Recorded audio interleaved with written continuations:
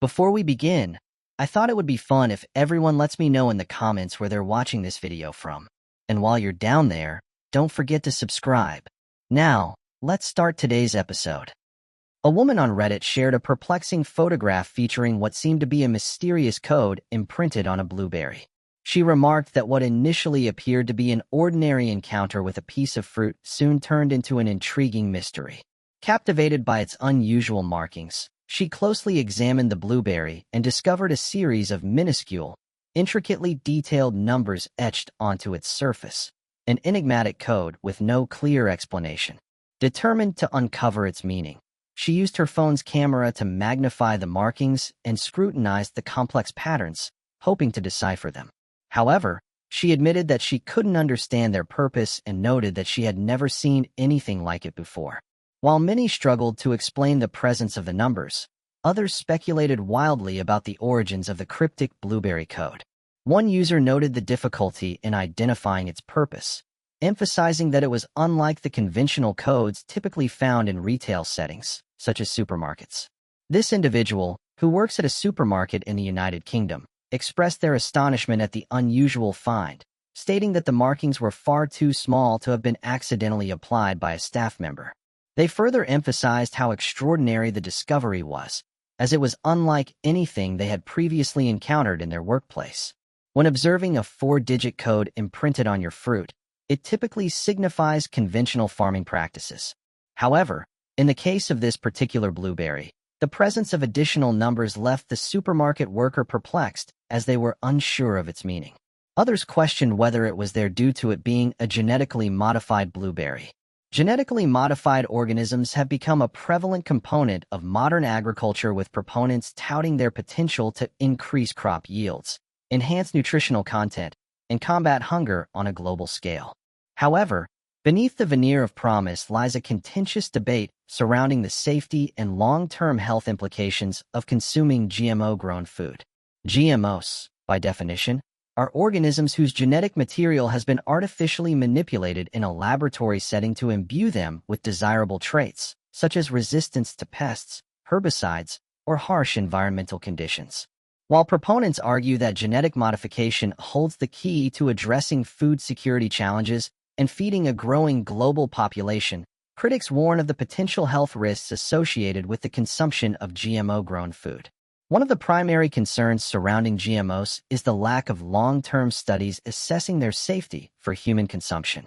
Unlike traditional breeding methods, which rely on natural selection and genetic variation, genetic modification involves the insertion of foreign genes into the DNA of plants or animals, a process that carries inherent risks and uncertainties. One area of concern is the potential for unintended consequences resulting from genetic modification. Genetic engineering enables scientists to precisely modify an organism's DNA, but the intricate nature of genetic networks makes it challenging to predict how these alterations will impact overall plant or animal physiology.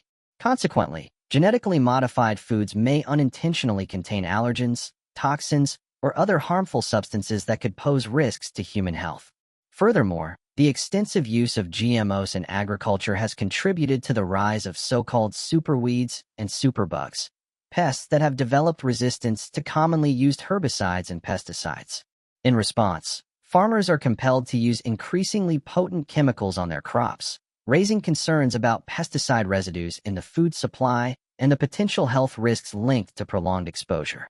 Another pressing issue is the potential disruption of ecosystems and unintended harm to non-target organisms. For instance, genetically modified crops designed to produce insecticidal proteins may inadvertently impact beneficial insects like bees and butterflies, disrupting pollination and altering ecosystem balance. Additionally, the large-scale cultivation of GMOs has sparked concerns about genetic contamination of wild plant populations, which could threaten biodiversity and weaken ecological resilience. If you're fascinated by Unsolved Mysteries and enjoying the video so far, make sure to hit that subscribe button and give this video a thumbs up to stay updated on all our latest content. Moving on to the next mystery. Mysterious structures have been captured in photographs of the moon, sparking intrigue and speculation. For decades, NASA has been at the forefront of space exploration, sharing breathtaking images and revolutionary discoveries from beyond Earth. However, multiple whistleblowers have made startling allegations that NASA has intentionally altered official lunar photographs, airbrushing out certain anomalies. These insiders claim the agency has concealed evidence of artificial structures on the moon, formations that defy natural geological patterns and suggest the presence of an unknown intelligence. Many of these anomalies resemble large, square, or rectangular buildings with sharp edges scattered across the lunar surface. Unlike the irregular craters and rugged landscape shaped by impacts, these structures exhibit a level of symmetry and precision indicative of artificial design. Amateur researchers and UFO enthusiasts have meticulously analyzed NASA's extensive image archives, with some asserting they have discovered undeniable evidence of these mysterious objects before they were discreetly removed in later image releases. One of the most compelling aspects of this controversy is the testimony of former NASA employees who have come forward to confirm that the agency engages in photo manipulation. Donna Hare, a former NASA contractor, has publicly stated that she was shown high-resolution lunar images containing artificial structures before they were altered for public release. She claims that employees in restricted areas were responsible for removing these anomalies, ensuring that no evidence of extraterrestrial activity would ever be seen by the general public. Her statements align with those of other whistleblowers who insist that NASA has an entire division dedicated to image editing for the purpose of concealing non-human activity in space. The existence of artificial structures on the moon raises profound questions about their origin. If these buildings were not constructed by NASA or any known space agency, then who built them? Some theorists suggest that they could be remnants of an ancient extraterrestrial civilization abandoned for unknown reasons. Others speculate that the structures could still be in use, possibly serving as outposts or research facilities for non-human intelligences. The presence of such structures would not only confirm the existence of extraterrestrial life, but also suggest that the moon has been occupied long before humans ever set foot on its surface. The idea that NASA is involved in a cover-up is not without precedent. The agency has a history of withholding or delaying information, often citing reasons of national security. In the past, declassified documents have revealed that government agencies routinely redact sensitive information from public records, especially when it pertains to space exploration and the possibility of extraterrestrial life. If structures on the moon pose a potential threat or challenge to existing power structures on Earth, it is conceivable that this information would be carefully controlled. Despite the alleged cover-up, many dedicated researchers continue to analyze lunar photographs in search of hidden truths. Some claim that by examining older images before they were cleaned up, one can still detect faint outlines of structures that were later removed. Some believe that leaks from within NASA, whether intentional or accidental, have allowed certain evidence to escape censorship. As a result, the debate continues to gain momentum, driven by both technological advancements and the increasing public interest in extraterrestrial life. If the claims made by these whistleblowers are accurate, the implications would be profound. The discovery of artificial structures on the moon would not only challenge our understanding of human history, but also reshape our perception of our place in the universe. It would prompt serious questions about what other information may be concealed from the public and the reasons behind such secrecy. As more individuals come forward with their findings, the demand for transparency from NASA will only intensify. The notion of artificial structures on the moon is not merely speculation. It directly challenges our fundamental beliefs about space. Whether the truth emerges through independent research or eventual government disclosure, the mystery persists, and the search for answers continues. Moving on to the next mystery. The exploration of Mars has long fascinated humanity, capturing the imagination of scientists and space enthusiasts alike. For over a decade, the Mars Curiosity rover, Earth's robotic emissary, has diligently navigated the Martian landscape, capturing a wealth of stunning images. Among these photographs, some have revealed mysterious and unidentifiable flying objects, sparking intrigue and deepening curiosity about their origins. These puzzling discoveries have fueled growing interest in uncovering the secrets hidden within the red planet's skies, further intensifying excitement surrounding space exploration. Originally designed to analyze the geological features and atmospheric conditions of Mars, the Curiosity rover has, on occasion, captured images of strange aerial objects that defy easy explanation. These peculiar sightings, often resembling disc-shaped crafts or unusual atmospheric phenomena, have informally been dubbed Martian UFOs. What makes these sightings particularly intriguing is their unpredictable movement, sudden appearances, and seemingly impossible maneuvers that challenge our current understanding of physics. The ongoing nature of these unexplained occurrences has only deepened speculation within the scientific community about their possible origins, ensuring that the mystery of Martian UFOs remains a topic of fascination. Over the years, the Curiosity rover has captured numerous images showcasing these events, indicating that they are not sporadic, but rather a persistent phenomenon. This suggests that these occurrences are not simply anomalies or visual abnormalities, but rather actual events in the Martian atmosphere. The consistency of these sightings across multiple images raises questions about their nature and origin, sparking curiosity and prompting further exploration and investigation into the mysterious phenomena observed on the Martian surface. The topic of Martian UFOs continues to captivate and intrigue many, leading to numerous theories and conjectures about their possible origins. A thorough examination of these extraordinary sightings has prompted the proposal of various potential explanations to unravel this enigmatic phenomenon. One potential explanation is that these unidentified flying objects could be the result of distinctive natural atmospheric occurrences specific to Mars. The sparse atmosphere of Mars may give rise to unusual weather phenomena, electromagnetic events, or magnetic irregularities, which could potentially give the appearance of optical illusions or unexpected aerial activities. In this scenario, the UFOs may not necessarily be spacecraft of extraterrestrial origin, but rather natural phenomena that are yet to be comprehensively understood. This implies that the observed aerial anomalies could be a product of the planet's atmospheric conditions, leading to optical deceptions and unanticipated flight patterns rather than being attributed to otherworldly visitors. Another theory posits that the unidentified flying objects may symbolize cutting-edge extraterrestrial technology. The appearance of saucer-shaped objects with unconventional flight capabilities has led some to speculate that they may originate from advanced civilizations, either native to Mars or visitors from distant star systems. The possibility of extraterrestrial beings actively exploring or inhabiting Mars raises profound questions about humanity's place in the universe.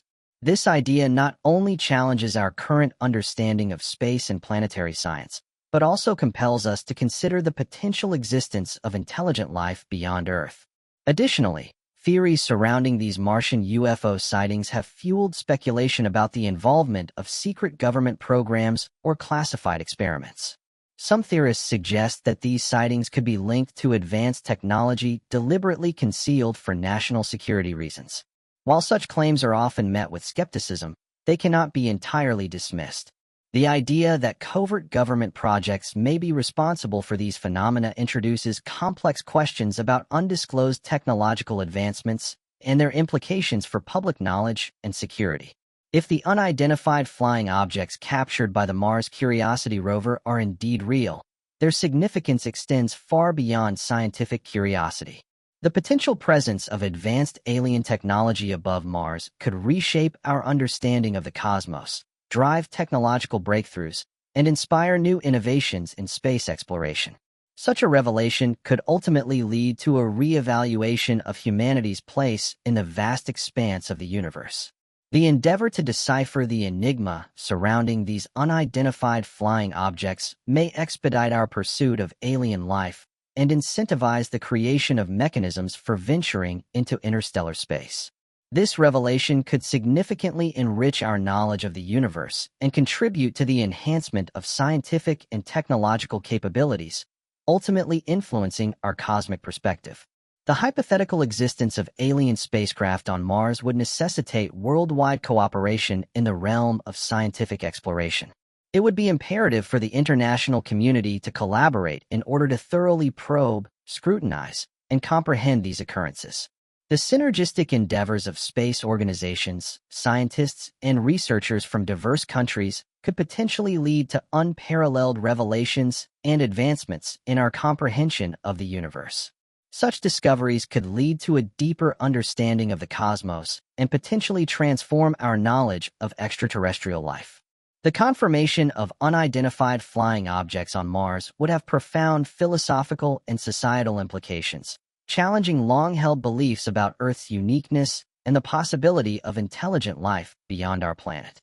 This revelation would force humanity to reconsider its place in the universe, the nature of consciousness, and the existence of extraterrestrial civilizations, prompting a fundamental shift in our perception of the cosmos. The alleged sightings of UFOs and images captured by the Mars Curiosity rover remain a captivating and mysterious aspect of our ongoing exploration of the Red Planet. While skepticism and thorough scientific inquiry are essential in assessing these claims, the potential consequences of authentic UFO discoveries on Mars are both extraordinary and thought-provoking. Whether these sightings ultimately turn out to be natural atmospheric phenomena, evidence of advanced extraterrestrial technology, or something entirely unexpected, they fuel our innate curiosity and drive for exploration. They challenge the limits of our understanding, inspire us to gaze into the heavens with wonder, and remind us that the universe is an immense and enigmatic frontier, continuously revealing its secrets with each new discovery. Moving on to the next mystery. In recent days, Anonymous has ignited controversy by releasing a list of celebrities who attended Sean Combs' notorious white parties. Once considered the pinnacle of showbiz exclusivity and extravagance, these lavish events were famous for their opulence and star-studded guest lists. Hosted annually by Diddy, renowned rapper, producer, and entrepreneur, the gatherings attracted some of the biggest names in Hollywood and the music industry, with their all-white dress code becoming a cultural phenomenon. However, recent disclosures from Anonymous, along with testimonies from insiders, have cast these glamorous events in a far more controversial light. Some of the attendees are now being linked to lawsuits, raising troubling questions about what truly transpired behind the scenes at these high-profile celebrations. Diddy's white parties, which began in the late 1990s and continued into recent years, were legendary within the entertainment world. Often held at his luxurious mansions or exotic locations, these gatherings epitomized celebrity indulgence. However, as new allegations emerge, the once iconic parties are now the subject of intense scrutiny and speculation. The guest list boasted some of the most powerful figures in entertainment, from actors and musicians to fashion designers and high-profile athletes. Attendees included the likes of Jay-Z, Beyoncé, Jennifer Lopez, Paris Hilton, and Leonardo DiCaprio, making these events a symbol of status and success. Reports have come out that Sean Diddy Combs cautioned individuals under the age of 18 that at his white party that they would need to depart since the grown-ups were getting their groove on. Video has surfaced of the embattled music entrepreneur addressing his annual Hamptons white party, formerly an essential invitation for the privileged. Combs was dramatically apprehended and indicted last month on charges including racketeering and trafficking, which he has refuted. The notorious white parties were extensively recorded with a celebrity guest list that included Jay-Z, Jennifer Lopez, Billy Zane, and Sarah Jessica Parker. Champagne is observed being liberally spilled over celebrities, some topless, as guys attired in all-white celebrate on the balcony. Photographs taken at Diddy's penultimate party in February 2008 depict scantily clad women frolicking in the swimming pool. A lawyer reports that some prominent celebrities are discreetly compensating victims to evade public identification in litigation associated with the Diddy assault case. Attorney Tony Busby, representing over 120 alleged victims of Sean Diddy Combs, said that prominent celebrities are soon to be sued by his business, and he is offering them an opportunity to settle before the charges are publicly filed in court. According to Busby, some celebrities have opted to settle, which, interestingly, researchers believe is the reason certain individuals have deleted their comments from platforms like Twitter and Facebook. Busby emphasized that in cases like this, their primary goal is to resolve matters privately, avoiding public lawsuits whenever possible, as it best serves the interests of the victims. He confirmed that they have already reached settlements with several well-known figures. Starting this month, Busby will begin filing multiple lawsuits, including cases on behalf of 25 juveniles. He has already sent demand letters to additional parties who will be named in legal proceedings alongside Sean Combs. Busby also stated that he will aggressively pursue legal action against anyone who witnessed the alleged assaults but failed to intervene to protect the victims. In the wake of Combs' legal troubles, more individuals have come forward with claims and personal accounts of alleged abuse.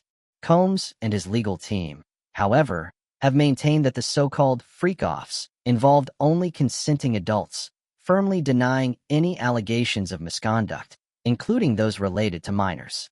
Over the years, numerous celebrities have openly recounted their experiences attending extravagant parties hosted by the Bad Boy Records founder during interviews and public appearances. A dancer who participated in one such event is revealing names of individuals she alleges to have seen with Diddy. Audrey Sherry English has recounted her experiences in an interview with news outlets and in a civil complaint, wherein she alleges that Diddy committed assault among other accusations. She asserted that the rapper had guaranteed access to prominent celebrity figures including former President Donald Trump, Reverend Al Sharpton, Paris Hilton, music mogul Jay-Z, and music executives such as Russell Simmons, Irv Gotti, Steve Stout, Andre Harrell, and Leah Cohen. Socialite Paris Hilton was photographed at multiple soirees with Diddy. In a specific photo, they appeared amicable, each donning immaculate white attire. They were absorbed in dialogue, with Paris distinctly identifiable by her flamboyant jewelry that spelt her name. Former music industry insider Tom Swoop has shared his recollections of surviving Diddy's white parties, which were categorized into tiers of access. The event featured public admission followed by a sequence of tiers, culminating in access to the inner sanctum where the authentic revelry occurred. This purportedly involved degrading male and female guests under the pretense of securing record deals or financial compensation.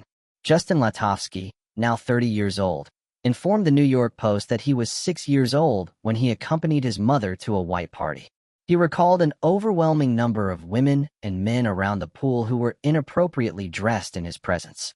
Sean Combs was apprehended by Homeland Security officials at the Park Hyatt Hotel in Midtown Manhattan and is currently being held in Brooklyn pending his trial.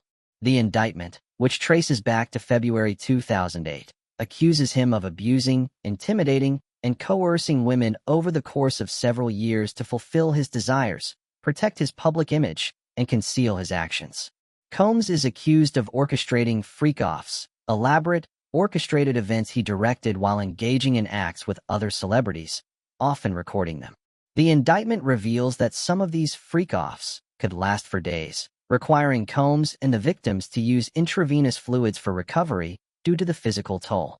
Federal authorities reported seizing 1,000 bottles of baby oil and lubricant during raids on his residences in Miami and Los Angeles earlier this year. Combs' arrest came 10 months after charges of abuse were brought against him, along with an announcement from prosecutors that they were investigating human trafficking. These charges stem from a lawsuit filed by his former partner, Cassie Ventura, who accused him of physical assault and violence.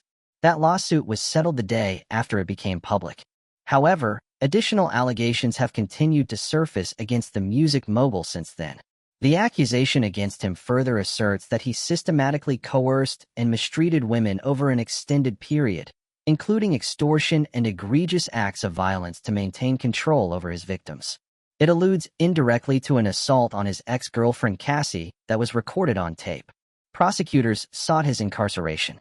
His attorneys suggested his release on a $50 million bond under house confinement with electronic monitoring. U.S. Magistrate Judge Robin Tarnofsky ruled in favor of the government. Similar to several aging hip-hop icons, Bad Boy Records founder Diddy has cultivated a more benign public persona.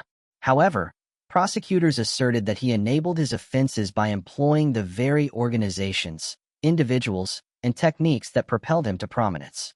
They asserted they would substantiate the allegations with financial and travel documentation, electronic correspondence, and recordings of the freak-offs.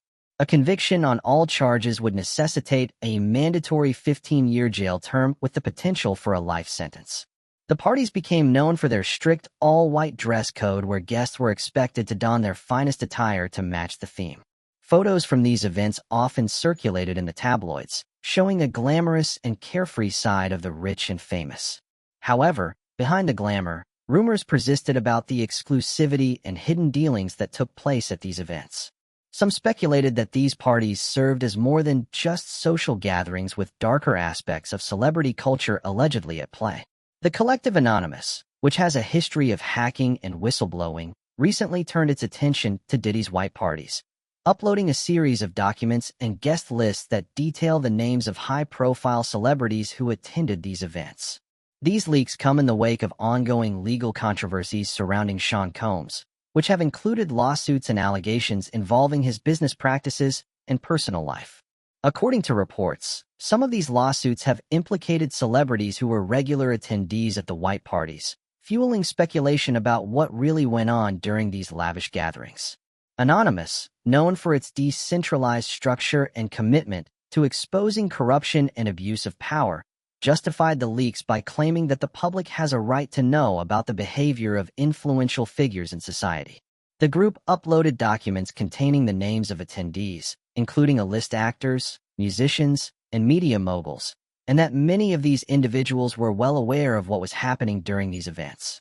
The leaks have added fuel to the fire of ongoing lawsuits involving Sean Combs, particularly those that have emerged from former associates and employees. While many of these legal actions focus on business disputes, allegations of misconduct, and other issues unrelated to the white parties themselves, the association of certain celebrities with these events has drawn increased public attention. Some reports suggest that several individuals named in the lawsuits against Diddy were regular attendees of his infamous white parties, prompting further questions about their potential involvement in any illicit activities. Diddy's attorney, Mark Agnifilio, has offered an unusual explanation for the discovery of over 1,000 bottles of baby oil during searches of the rapper's properties. According to an indictment released last week, federal authorities found the bottles during raids on Diddy's residences in Los Angeles and Miami on March 25. Agnifilio has expressed doubt about the massive quantity claimed by officials, stating that there were not 1,000 bottles. He suggested that Diddy simply enjoys stocking up on necessities, pointing out that there's a Costco nearby, and claiming that Americans often buy in bulk. In response to Agnifilio's comment, Costco issued a statement to news outlets saying that they do not sell baby oil at any of their U.S. locations.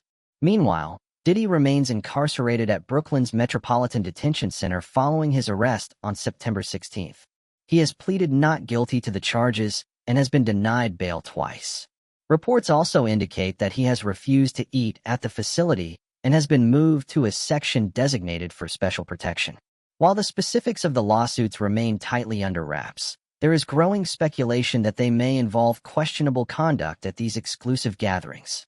Anonymous has hinted at the existence of further documents that could reveal more about what happened behind closed doors, further heightening the sense of intrigue and concern. Celebrities who have been named in the leaks face mounting pressure from both the public and the media. Some have issued statements distancing themselves from any wrongdoing, emphasizing that their attendance at the white parties was purely social. Others have remained silent, fueling speculation about their possible involvement in activities beyond what was publicly known. For many of these A-listers, being associated with the leaks, whether fairly or unfairly, could have long-lasting effects on their reputations and careers. Given the severity of the allegations surrounding Combs and the growing media scrutiny, many are beginning to speculate about the potential risks he faces. These concerns are not without merit, especially in light of recent high-profile cases where influential individuals have been harmed, whether through violence or other mysterious circumstances, while in custody. As a result, fans, legal experts, and observers are sounding alarms, questioning whether Combs is truly safe in an environment that has proven dangerous for other inmates, particularly those involved in cases that attract intense public attention. The Metropolitan Detention Center, MDC, has long been a source of concern due to its troubled history. Designed to house individuals awaiting trial or sentencing, the facility has been the subject of numerous investigations into its inmate treatment and management practices. Adding to these general concerns, there have been instances where high-profile prisoners, especially those involved in sensitive legal cases, have found themselves in life-threatening situations. Perhaps the most notorious case is that of the disgraced financier who was found dead under suspicious circumstances while incarcerated at the Metropolitan Correctional Center. Given these troubling precedents, many are worried about Combs' safety while in detention. Moving on to the next mystery. As summer camp approached, Nicky Verstappen was unsure whether he wanted to go. The previous year, he had chosen to stay home, fearing he would get homesick, a decision his parents had supported. He preferred spending summers in his hometown of Habeloem in southern Netherlands, where he could visit friends anytime, play games with his younger sister, Fem and Kay, or shower his beloved dog with affection. Every time he left for camp, he found himself missing his dog the most. Despite his doubts, Nicky felt compelled to join summer camp in 1998. At 11 years old, he believed it was time to step out of his comfort zone. When he shared his uncertainty with his mother, she reassured him that he would have a wonderful experience.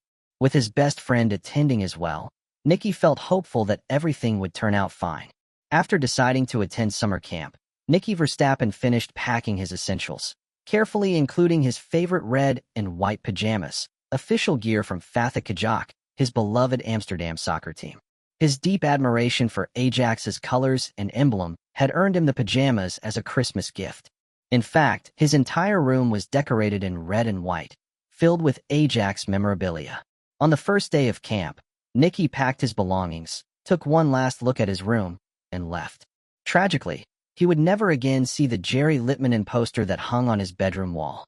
Nicky Verstappen was born on March 13, 1987, in Habeloem, a district in Limburg, Netherlands, to Peter and Bertie Verstappen. As the eldest of two children, he grew up in a loving home and shared a close bond with his younger sister, Femke. Living in a small town of just 800 residents, Nicky often rode his bike around Habeloem, a habit that made him a familiar face in his community. He was regarded as a laid-back young man who was nice. He was also seen as a content and mature young man. His mother called him sporty and impulsive. It was difficult to think about Nicky Verstappen at the time without thinking of the Amsterdam football squad. Nicky was an ardent Ajax supporter who never missed a game. It was reported that Nicky was a skilled football player and that he had played the game himself. When the time came for the 8 to 12-year-olds' annual summer camp, Nicky Verstappen and 36 other students from his school boarded a bus and traveled to Brunsum, 45 minutes away from Habeloem, to attend the children's summer camp that was being held on the Dehi Korp camping grounds on the Brunsumerheid. Every child in Habeloem was known to have the opportunity to attend this summer camp each year. Nicky Verstappen was a little let down when his best friend abruptly withdrew and made the decision to stay home, even though he had encouraged him to go. But Nicky made the decision to continue attending the summer program.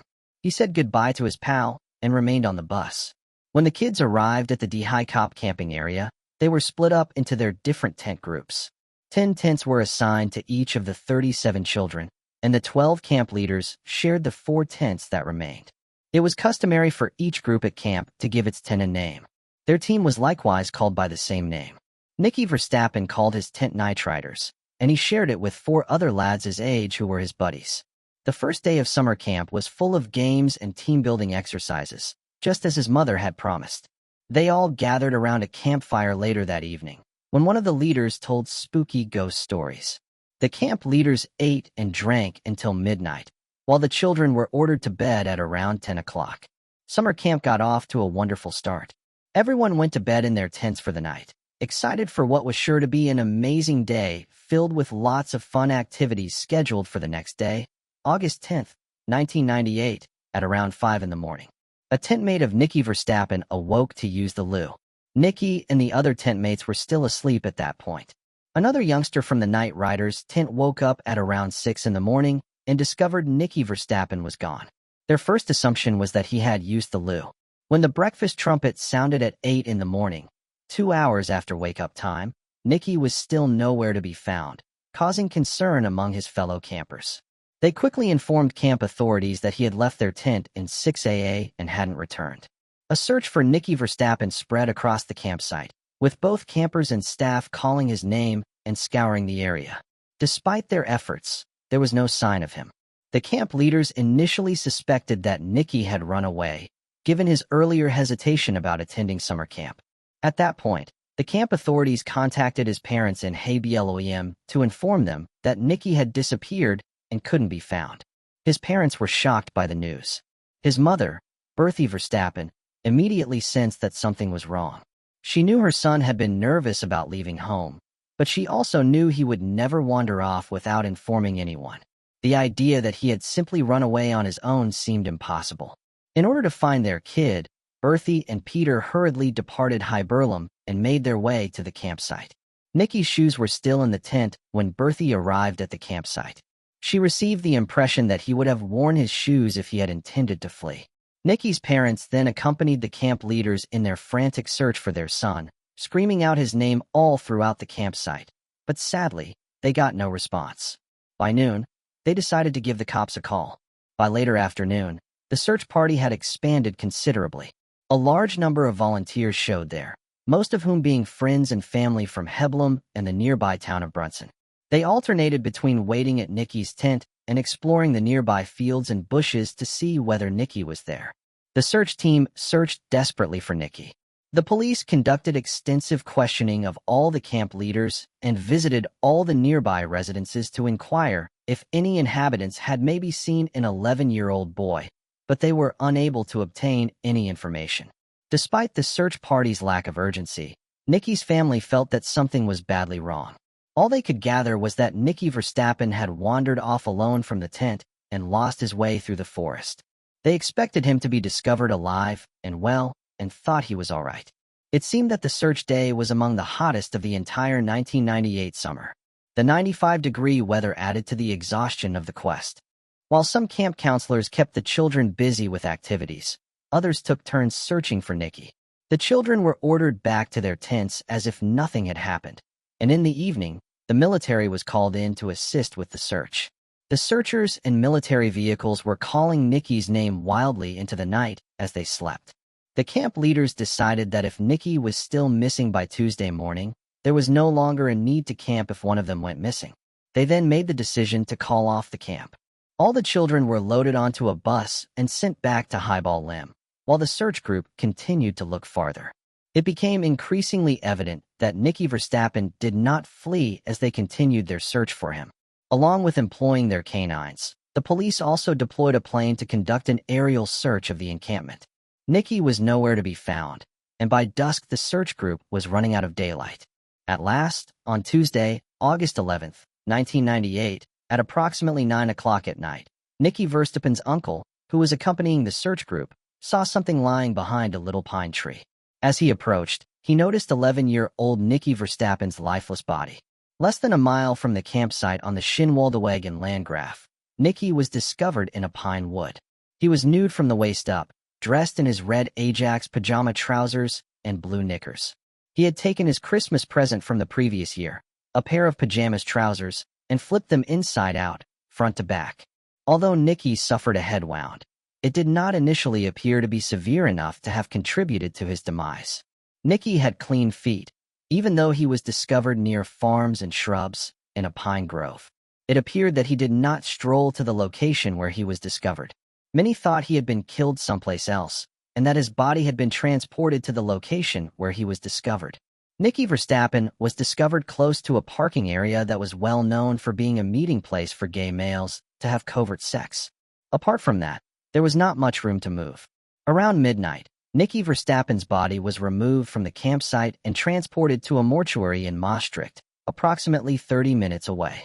In response to the tragedy, the residents of Hablem came together to support his family in organizing a memorial service. Just a week after he had left for summer camp, a service was held in his honor on Saturday, August 15, 1998, at the Hablem sports fields. Given Nikki's popularity in the community, around 600 people attended to pay their respects. His deep love for Ajax was honored at the funeral, with the red Ajax flag draped over his coffin, something he would have cherished. His family was devastated, struggling to come to terms with the loss. The grief was overwhelming, and they knew their lives would never be the same. Nikki's parents couldn't shake the guilt of encouraging him to attend summer camp despite his uncertainty. But beyond their sorrow, one question haunted them. Who had taken Nikki's life? They desperately sought answers and justice. It was clear that someone had to be held responsible for the deaths of their brother and son, but the police had no leads at all. Upon realizing that Nikki was not likely to have left with an unknown person, the police conducted additional interviews with the camp leaders. Sadly, nothing was found that could shed light on the matter. Nikki was examined post-mortem 3 days after he passed away. Nikki's family was forced to wait 2 months for the autopsy results because he was killed during the summer during the holidays. Nicky Verstappen was drugged, and the post-mortem report claims that his body had evidence of sexual abuse. The medical examiner, however, was unable to ascertain the cause of death. As a result, a second autopsy was performed, and the findings were consistent with the first. Nicky may or may not have been sexually assaulted, but the cause of his death was unknown. There was insufficient evidence to conclusively prove that suffocation was the cause of his death, despite the suggestion that it was. After Nicky was killed, a thorough investigation was conducted, but the case went cold and would not be solved for 20 years. The proof that the police have to be used. A tissue with semen and a cigarette button and beer bottle cap were found at the parking lot, around 100 yards from where Nicky Verstappen was discovered. After that, the forensics put together a DNA profile of someone who wasn't Nicky. Though since individuals frequently met in the parking lot and had sex in the woods, it was not certain that the tissue had anything to do with Nicky's murder case. The Netherlands National Forensics Institute established a DNA database in 1997, the same year that Nicky Verstappen was killed. DNA testing was the latest forensic technology at the time, and there were some limitations on the tests. Furthermore, the prosecutor and not the police might be in charge of any DNA testing that was done on the database. The police at the time lacked both their own database and direct access to the national database without the prosecutor's permission. This makes it more difficult and time-consuming to find a killer immediately. For the purpose of investigating Nicky Verstappen's murder, 40 men's DNA samples were collected. Among the guys were camp leaders, a few men from a nearby campsite, and other men who were visiting the region when Nicky passed away. But none of the DNA matched the profile identified in the crime scene tissue. The detectives were unable to rule out semen even in the event that the tissue they had recovered was likely a remnant of a sexual encounter unrelated to Nicky's death. A single hair that matched Nicky's color was discovered in the trunk of a car that belonged to one of the camp commanders, which gave investigators optimism later on in the inquiry. However, it was found that the hair sample did not belong to Nicky after it was sent to the UK for DNA testing. The autopsy results were released right away. The first person of note was 80-year-old Just Barton, who founded the camp where Nicky and his classmates attended. Nicky's former school principal and high blame was Just Barton. Following his conviction for child sexual abuse in the 1950s, he lost his employment. During questioning, he admitted that he had been near Nicky Verstappen's tent at 6 in the morning on the day of his disappearance. However, he insisted that he hadn't gone there for Nicky. Instead, he claimed he was checking on a child who had burned his hand the night before. Juice Barton's alibi was that he had woken up at 5 in the morning to clean his tent before going to check on the injured child. After that, he said he left for HBLOM to attend the funeral of a friend who had recently passed away. According to him, he returned to the camp immediately upon hearing about Nicky Verstappen's disappearance during the funeral. However, his unusual behavior during the search raised suspicions. Juice Barton remained under police scrutiny for some time, as he repeatedly directed search efforts toward the location where Nicky's body was eventually found. Additionally, he revealed that men often gathered for secretive encounters in the parking lot near the crime scene. His statements and actions unsettled the authorities, making Juice Barton a person of interest in the investigation. They made the decision to investigate his past. Despite being a well-liked part of his community, he had been found guilty of child sexual assault and spent 3 months in jail before being released and permitted to work with children once more. Years later, pictures of him with young boys in his pants or without shirts were found, but at the time, there was no evidence that he had abused any more male children. But following Nicky Verstappen's passing, a 15-year-old girl came forward, claiming she had solid evidence that Juice Barton had abused her sexually during summer camp in 1998. One evening, she claimed to be sick, and Juice Barton had given her medication, which later turned out to be adult sleeping pills. She claimed that her garments were disorganized and not what they had been when she went to bed when she woke up. The girl also reported feeling uncomfortable and had pain in her lower abdomen. However, because she had not reported the incident to the police before, they were unable to take any action over her confession. Despite extensive questioning, Juice Barton was not able to be taken into custody because there was insufficient proof linking him to Nikki Verstappen's abduction and death. A 250,000 guilder prize was put up for any lead that would lead to the suspect's capture. As time passed, Nikki's family started to feel impatient with the slow pace of the investigation into their son's murder. They turned to Peter DeVries, a well-known television crime reporter at the time, and requested him to assist them in unraveling the mystery surrounding the death of their son. Peter DeVries consented to assist them with their investigation. His intervention in the case proved to be Nikki's family's savior over time. On behalf of the Verstappen family, Peter DeVries started a campaign, and unidentified businessmen upped the reward money to 500,000 guilders. The first in-depth national documentary about Nikki's murder case aired in April 1999. The documentary discussed Juice Barton's previous history of sexually abusing children. It raised issues like why, as a convicted sex offender, he was still permitted to deal with children. The police appeared under pressure from the program to look into Just Barton more thoroughly. This caused discord in Hiploem's small community. The case of Nikki posed a danger to the community's togetherness. Some favored Nikki's family's pursuit of the truth, even if it meant posing difficult questions, while others wished to shield the camp's creator. The bulk of High Bloem residents eventually made the decision to avoid Nikki's family. The Verstappens, in their opinion, were on a witch hunt. Only a few devoted friends remained in Nikki's family, and they helped them through the legal proceedings. Nikki Verstappen's case was declared unresolved in July 1999. Bertie and Peter Verstappen had the chance to meet with Queen Beatrix, the former monarch of the Netherlands, in August of the following year. They gave her a letter with an official grievance on the inadequate inquiry into their son's death. As a result, the Maastricht prosecutor later increased attempts to resolve the case. At the location where Nikki's body was discovered in 2001, the town of Brunsum and Nikki's grandparents quietly erected a monument in honor of him. Nikki's parents were not comforted by this. As soon as he woke up every morning, his mother Bertie would light a candle in their house. She spent 20 years doing this. She said, "I wake up at night and hear his voice." In an interview with Peter DeVries, "He gives me a call. I get up and go to where Nikki might be, but he is no longer there." The once whole and happy family of 4 had shattered, leaving behind a grieving, broken family of 3. Despite the lack of answers, Bertie remained relentless. She vowed on national television to seek justice for her son's killer for as long as she lived. In February 2001, Bertie and Peter Verstappen publicly appealed to the Minister of Justice, pleading for assistance in their son's case. Though they had no answers, they felt powerless against the legal and police institutions.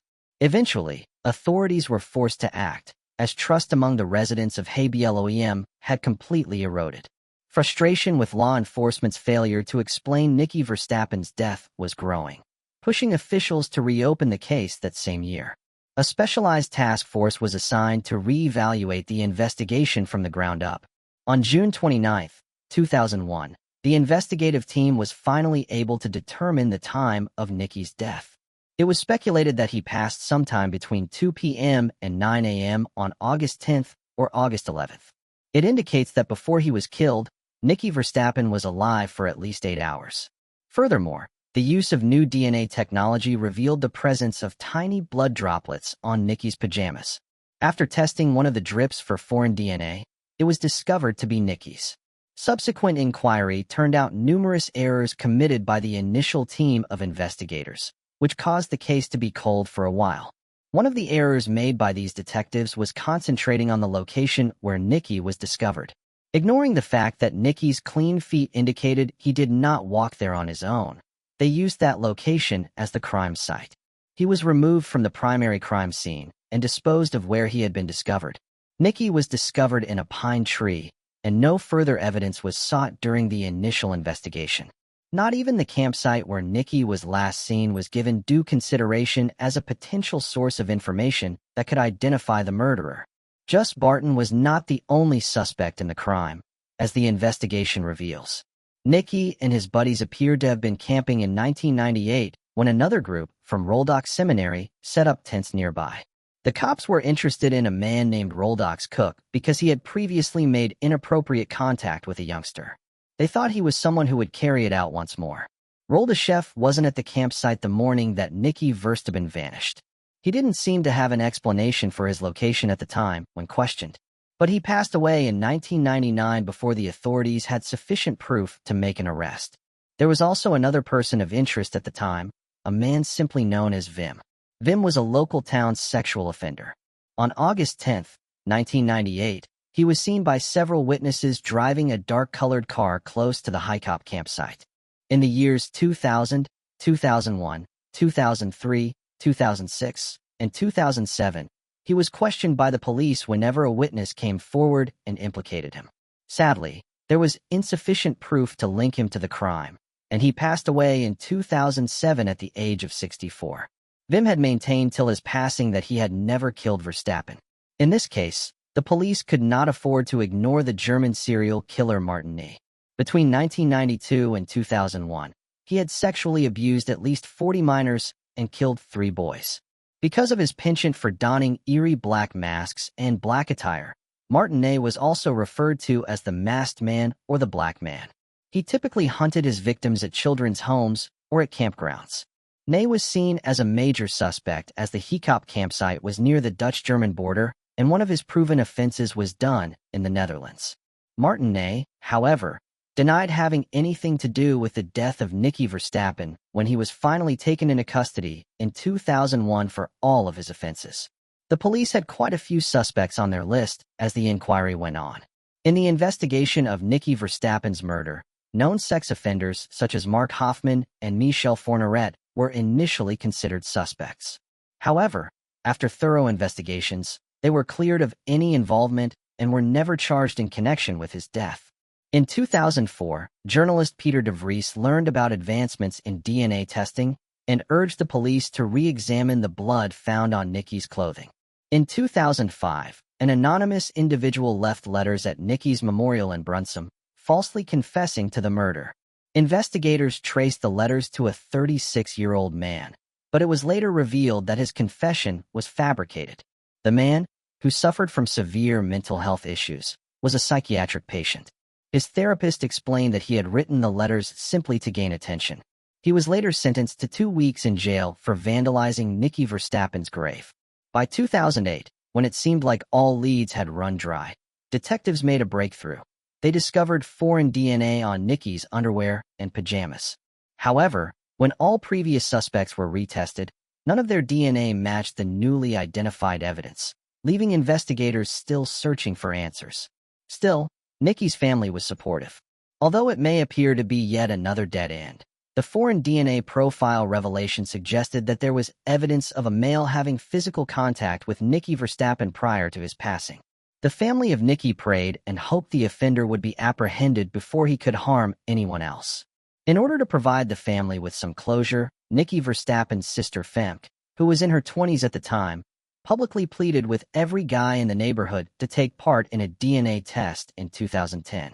Following the appeal, the police compiled a roster of more than 100 men. These soldiers were first sent to Camp Management's search party. Of the 114 guys, 80 consented to give saliva samples. Despite the relatively strong turnout for the DNA analysis, Peter de Vries used the media once more to entice individuals to participate in the testing. Many of these males appeared to be afraid to give up their DNA samples out of concern that they would be discovered and prosecuted for previous crimes. Nevertheless, 40 more men came forward after Peter de Vries clarified that their DNAs would only be utilized in Nicky Verstappen's case. Even after a thorough examination of the recovered DNA samples, Nicky's clothes was not identified as matching the Denton. Jus Barton died in 2003, and his remains were unearthed for examination in a desperate search for the truth. Since Jus Barton had been the most likely suspect over the years, there was hope at that time. But many were taken aback when Jus Barton's DNA was discovered to differ from that on Nicky Verstappen's clothing. Nicky Verstappen's murder case was moved to a cold case team in the early months of 2012. The fresh detectives went through every detail of Nicky's case file.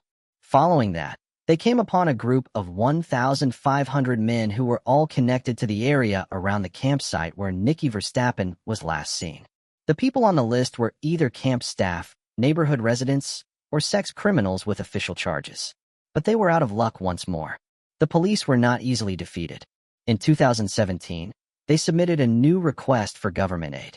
They wanted more than 20,000 DNA samples to do a kinship study. As a result, only 15,000 volunteers actually took part in the end.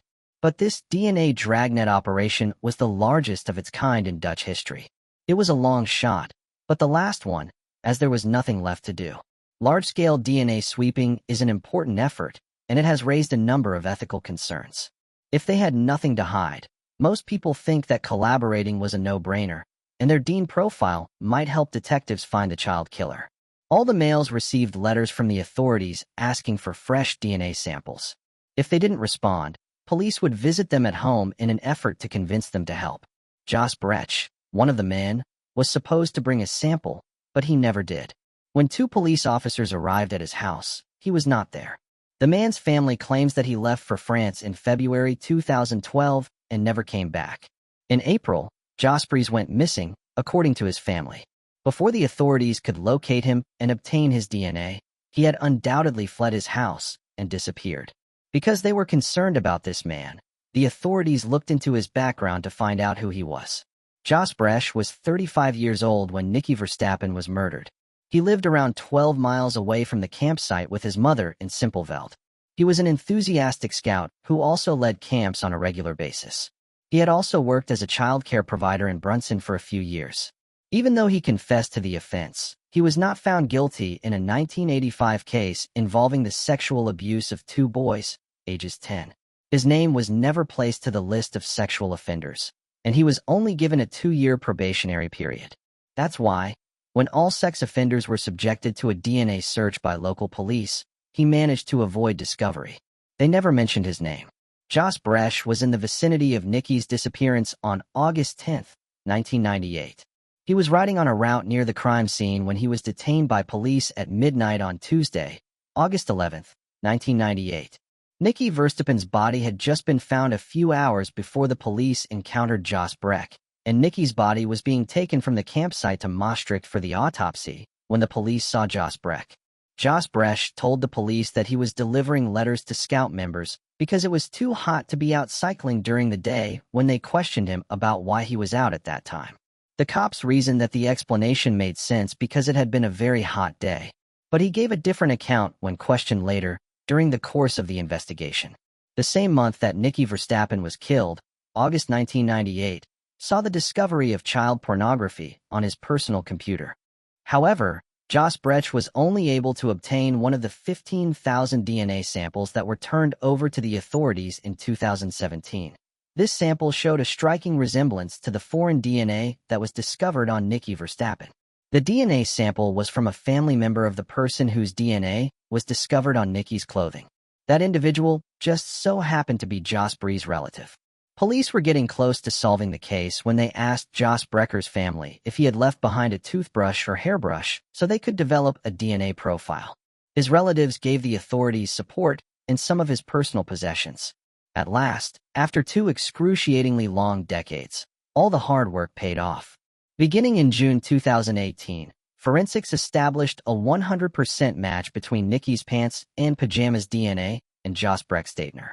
But in order to prevent alerting the criminal, detectives were asked to keep the new information to themselves. Now, the detectives launched a wide-ranging worldwide hunt for Jos Brecht. Jos Brecht was a survival specialist who led nature expeditions into the highlands in the Vosges mountain region of northern France, where his last known whereabouts was. Remember that he was a seasoned scout member with practical expertise. Jos Brecht had not used his phone or credit cards, so when he left the Vosges, nobody knew where he had gone. Police found that he had become more adept at survival and had started making plans to disappear and live off the grid. His online search history showed that he was well prepared, having studied little villages all throughout Europe in great detail, places Dutch news would not publish. Law officials said that asking the public for help was the only option to pull him out of his hiding place. At a news conference on August 22, 2018, It was disclosed that DNA samples from Jos Brecht's personal belongings matched the DNA found on Nixie Verstappen's clothing. They revealed his identity and age at the time. Because of Dutch privacy rules and the presumption that a person is innocent unless and until proven guilty, it's common practice to merely use a surname's initial letter.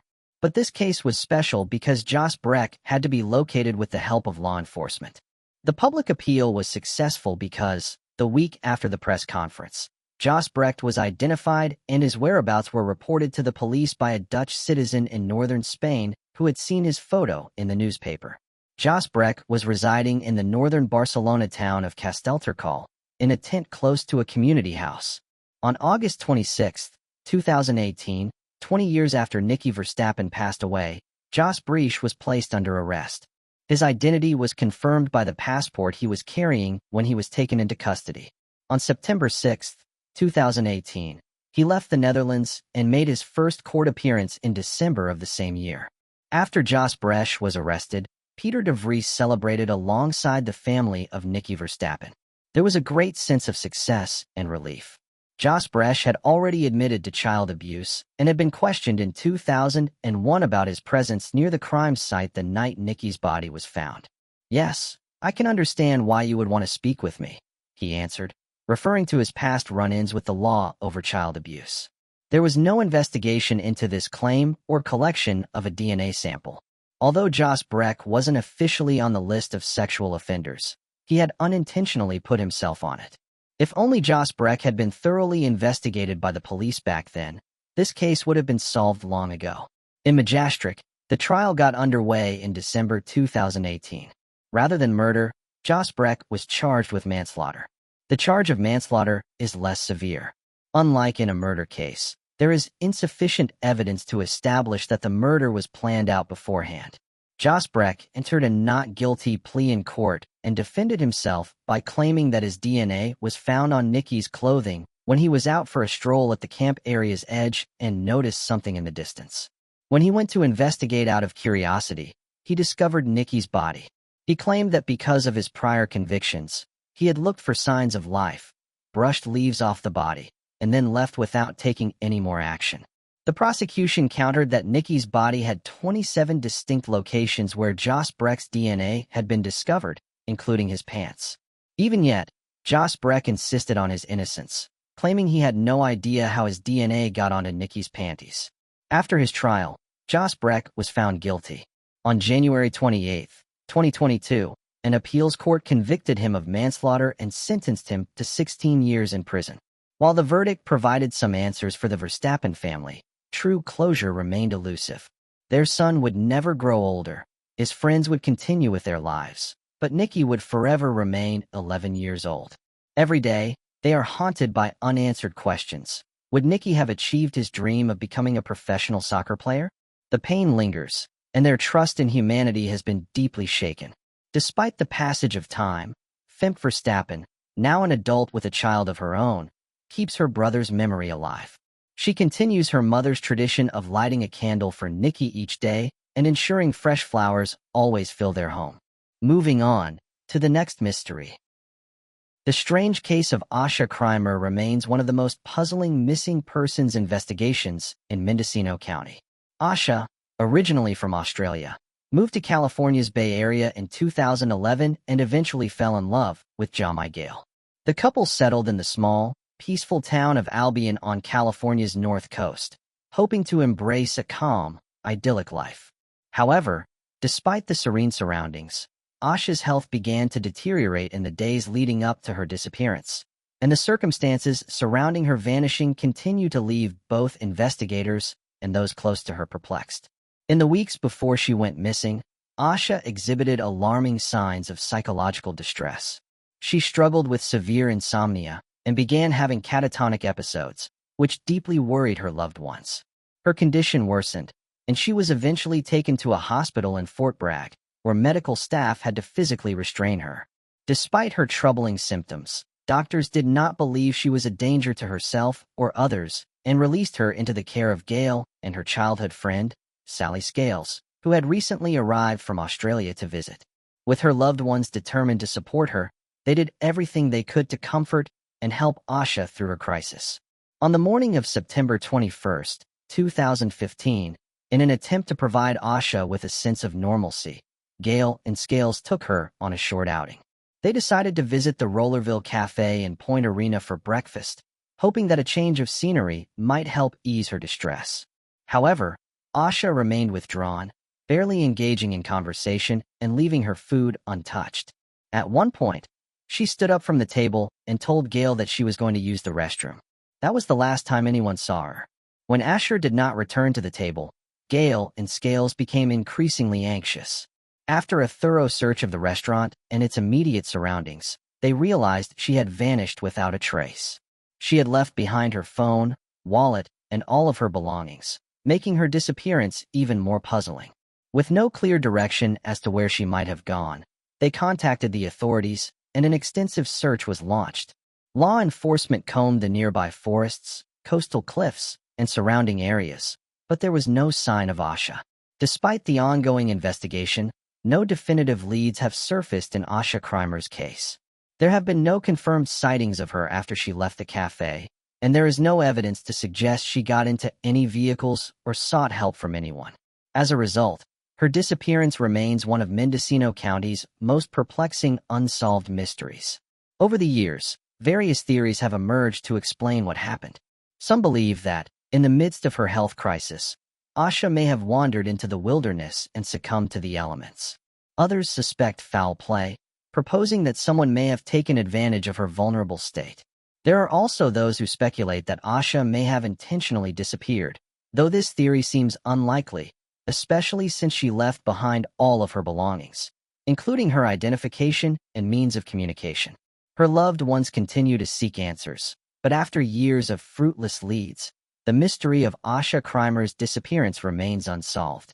The case serves as a chilling reminder of how individuals can vanish without a trace, leaving behind more questions than answers. Moving on to the next mystery. The vast, icy expanse of Antarctica, largely uncharted and inhospitable, has long been a breeding ground for strange phenomena and theories. One of the most intriguing mysteries involves reports of unidentified aerial phenomena allegedly hidden beneath the continent's immense glaciers. These unusual occurrences have sparked numerous inquiries into their potential origins and implications, particularly regarding the possibility of extraterrestrial activity in this remote region.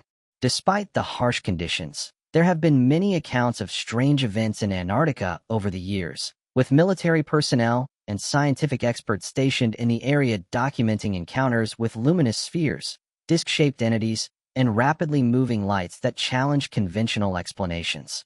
Along with these sightings, there have been reports of physical evidence, such as strange marks in the ice and abnormal radiation levels, fueling speculation about possible extraterrestrial presence in Antarctica. The region has not only been a hotspot for UFO sightings, but also for reports of unidentified objects that may have crashed there. One of the most well-known cases dates back to the 1960s, when an alleged satellite image showed a massive metallic object, roughly 2 miles in diameter, embedded in the ice of East Antarctica. While the authenticity of the image has been debated, the sheer size and shape of the object have led some to believe it could be of extraterrestrial origin. This incident is just one of many reported sightings of mysterious objects found within the Antarctic ice, adding to the growing body of speculation about extraterrestrial visitations. Critics argue that the harsh environmental conditions of Antarctica, combined with the human tendency to see patterns, known as pareidolia, could lead to misinterpretations of natural ice formations or weather-related phenomena as UFOs. On the other hand, proponents of the extraterrestrial theory point to the complexity of these objects and the secretive nature of activities in the region as evidence of a possible otherworldly presence. This ongoing debate underscores the challenges of distinguishing between natural occurrences and potential alien encounters in the frozen wilderness of Antarctica. Moving on to the next mystery. The Zozo demon, often referred to as a mischievous and malevolent spirit, is a relatively unknown entity that has recently come to the forefront of supernatural lore. This frightening spirit allegedly makes contact with humans through Ouija boards, and its interactions are as disturbing as they are intriguing. Those who claim to have encountered Zozo report that the spirit typically reveals itself by guiding users of the Ouija board into tracing figure eights before rapidly moving between the letters Z and O. What begins as a seemingly harmless communication often turns terrifying. Zozo has been known to curse, threaten, and provoke those present, making its presence feel far from benign. Believers in the existence of the Zozo demon suggest that it has ancient origins, possibly dating back to early African societies thousands of years ago. However, despite these theories, the true origins of Zozo remain shrouded in mystery, adding to the eerie and unsettling nature of the spirit. However, the first textual reference to Zoho first happened in 1818, in a book with the story of a young village girl who stated that she had been possessed by 3 different demons called Mimi, Crapule, and one named Zozo. In February 2009, after years of obscurity, the demonic presence of Zozo began to undergo significant popularity through the work of a man named Darren Evans. Evans, a man from Oklahoma in the United States, claimed that he had come into contact with a demon called Zozo. Evans published his accounts through a website. In his post, Evans detailed how he had been interested in ghosts and the occult from a young age. Still, he admitted he had never seen or experienced anything like the demon Zozo. Zozo was different. Evans stated that Zozo revealed himself regularly, too many times to count. Zozo would adopt the presence of a friendly spirit before changing to more aggressive behavior, often cursing in what Evans described as looked like Latin or Hebrew. I was genuinely fascinated and startled by how many times Zozo showed up, even in many different states and many different Ouija boards, Evans wrote in his famous post. Evans further detailed how Zozo made disturbing threats against his young daughter, a toddler at the time. He claimed the spirit nearly drowned her in the bathtub and caused her to fall ill with an unknown affliction. This terrifying experience led him to believe that they were under a demonic attack. His post about these events quickly gained traction online, with many readers sharing eerily similar encounters of their own, adding to the growing fear and intrigue surrounding Zozo. Regardless of whether one believes Evans' account, his story struck a chord with many, especially those already fearful of the occult. In 2012, an independent film titled I Am Zozo was released, featuring a cameo by Darren Evans himself, further cementing his role in the lore surrounding the demon. Moving on to the next mystery. A forgotten Oregon town has resurfaced due to the ongoing drought in the West. The village of Old Detroit, which was abandoned in the 1950s and submerged in a reservoir, re-emerged in 2015 as Detroit Lake's water levels reached record lows. In October of that year, Marion County Sheriff's Deputy Dave Zahn was traveling along the reservoir when he discovered an 1870s wagon partially submerged in the mud. The lake's water level had dropped 143 feet below its usual capacity, and the wagon remained remarkably well-preserved, thanks to the low oxygen levels at the lake's bottom. According to United States Forest Service archaeologist Cara Kelly, the wagon likely sustained more damage during the weeks it was exposed on land than it had over the decades it spent submerged underwater. The wagon, along with a nearby unidentified concrete octagonal pit, has since been submerged again after recent rainstorms caused Detroit Lake's water levels to rise. To protect the site from plundering and further damage, the Marion County Sheriff's Department, in cooperation with the local ranger station, decided to keep the location of the archaeological find hidden until water levels drop again. This event is not unique, as receding water levels have also recently revealed a 400-year-old chapel in Mexico. The village of Old Detroit was abandoned in 1952 to make way for the construction of a dam that would flood the area about an hour east of Salem and create the Detroit Lake Reservoir. Every winter, portions of the town become visible above the water when the Detroit Dam spillways are opened to accommodate spring runoff. However, the wagon had never been discovered before, and water levels hadn't been this low since 1969. It could be decades before the lake's water levels fall that low again, something that both Zahn and the Forest Service hope will occur to preserve the site for further study. Moving on to the next mystery. Someone on social media recently shared a captivating photograph taken from a live camera positioned above Gaza's skyline. The live feed showed a remarkable view of the city, capturing its resilience amidst the ongoing turmoil. As night fell, the lights of Gaza twinkled in the background, adding a serene contrast to the city's challenges. But then, something extraordinary occurred. High above the skyline, a radiant shimmering cross appeared in the sky. The cross emanated a soft celestial light, illuminating the city below in a way that seemed almost otherworldly. The image quickly caught the attention of many, sparking curiosity and wonder about its origin and meaning. The man who uploaded the footage said that the glowing cross remained suspended in the sky. He quickly grabbed his phone and began to take photographs of the live stream, capturing the breathtaking spectacle as evidence of what he was witnessing. The cross, with its luminous arms extending in all directions, remained a steadfast presence over Gaza. As he continued to watch, he realized that she wasn't the only one witnessing this extraordinary event. He reported that others in the live chat began to notice the object. Due to everything that's happening right now, some who saw the images saw it as a divine sign, with some suggesting that this was a sign of unity and understanding. These encounters often occur in moments of prayer, meditation, fasting, or during religious ceremonies. Accounts of divine encounters are deeply personal and subjective, yet they often carry a profound sense of spiritual awakening and enlightenment. As of right now, this isn't the first time that something like this has been captured. And throughout history, the phenomenon of these objects has captivated the human imagination, sparking debates about advanced life, advanced technology, and the existence of a higher presence. The phenomenon of glowing crosses in the sky challenges our conventional understanding of unexplained aerial phenomena and pushes us to explore less traditional explanations. Whether these occurrences are caused by advanced human technology, atmospheric anomalies, divine intervention, or encounters with something entirely unknown, they highlight the vast mysteries still beyond the reach of scientific explanation. Glowing crosses, in particular, prompt a deeper reflection on our place in the universe. If these sightings are truly encounters with an unknown force, they could have profound implications for how we understand life beyond Earth. At this moment, we are left to wonder, are these phenomena the result of human innovation, natural atmospheric conditions, or perhaps extraterrestrial encounters? Whatever their origin, these sightings continue to remind us of the boundless enigmas that remain. As we seek to uncover the truth, it's crucial to approach these mysteries with an open mind, ready to explore new possibilities that could expand our understanding of the universe and our place within it. Moving on to the next mystery.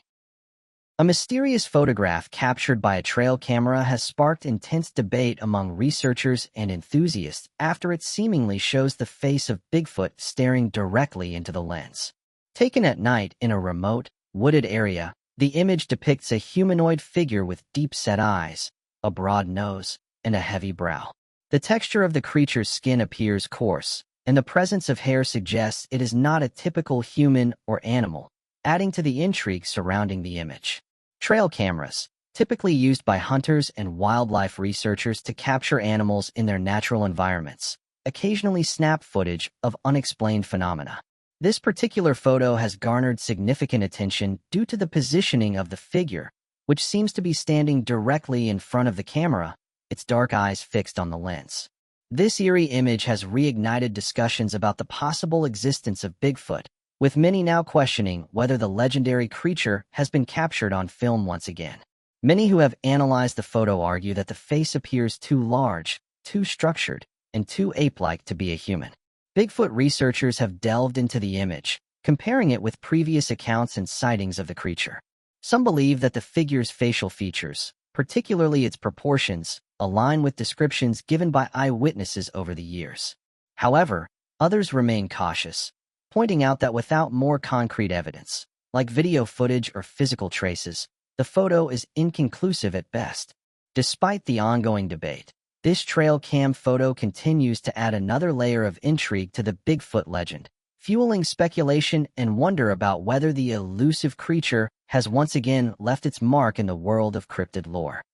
Moving on to the next mystery. The debate over the mysterious UFO drones in New Jersey has only grown more heated after Congressman Steve Cohen dismissed the sightings as nothing more than a viral internet hoax.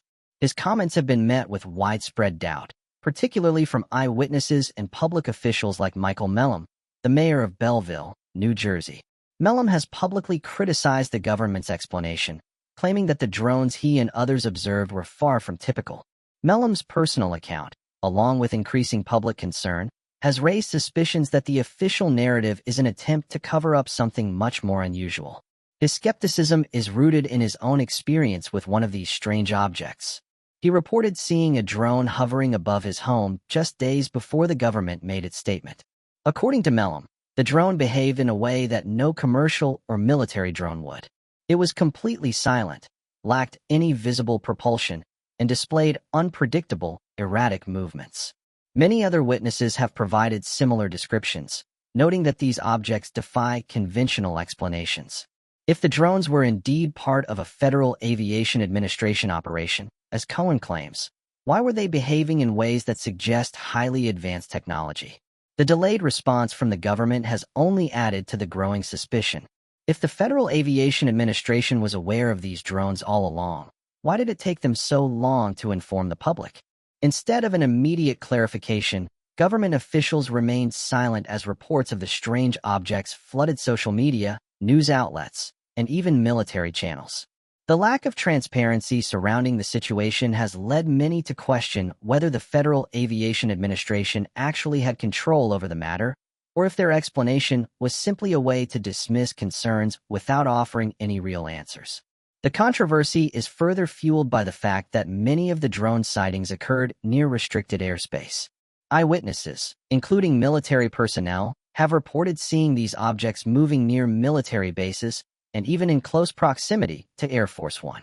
If these were indeed FAA-authorized test flights, why were they allowed to operate in such highly sensitive areas without any prior public notification?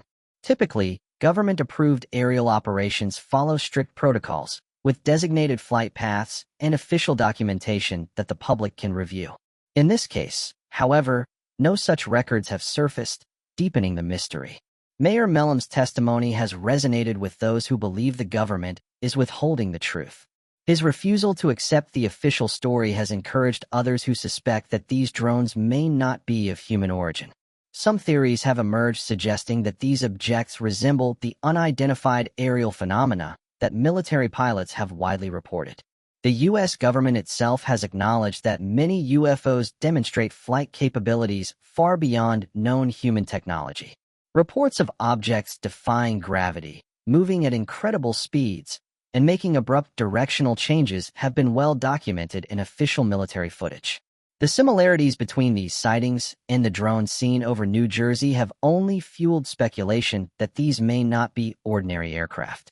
Furthermore, the lack of concrete evidence supporting the Federal Aviation Administration's claims has only heightened doubts. If these were truly government-sanctioned drones, there should be flight records, operator logs, and other verifiable data to prove their origin. However, none of this has been provided. Instead, officials have relied on vague statements and dismissive language, leaving the public with even more questions than before. The Federal Aviation Administration's abrupt claim of responsibility seems like an attempt to shut down the issue, but instead, it has only fueled more suspicion. Mellom's willingness to publicly challenge the government's position has made him a prominent figure in the growing conversation about UFO disclosure. His statements echo a broader frustration among citizens who feel that the government isn't being transparent about the true nature of these aerial phenomena. As more public officials speak out and demand answers, the pressure on the government to provide legitimate explanations continues to rise. The mystery surrounding the New Jersey drones remains far from solved. While officials may dismiss the sightings as nothing more than a hoax, the first-hand accounts from credible witnesses, including Mellom, suggest otherwise. The erratic flight patterns, silent propulsion, and evasive maneuvers of these objects remain unexplained. Until the government offers clear and verifiable evidence to back up its claims, skepticism will only continue to grow. Moving on to the next mystery. The Antarctic Treaty strictly forbids the establishment of military bases, though it allows for scientific research stations to operate. Various nations maintain these stations on the continent to study its unique ecosystems, climate, and geology. While military personnel may be involved in logistical support, the primary focus remains on scientific research and environmental preservation. This understanding underscores the importance of research efforts and conservation within the framework of the Antarctic Treaty. However, despite these regulations, rumors of secret military operations on the continent have persisted over time. Some theories suggest the existence of undisclosed military installations, covert scientific activities, and even encounters with advanced entities beneath the ice.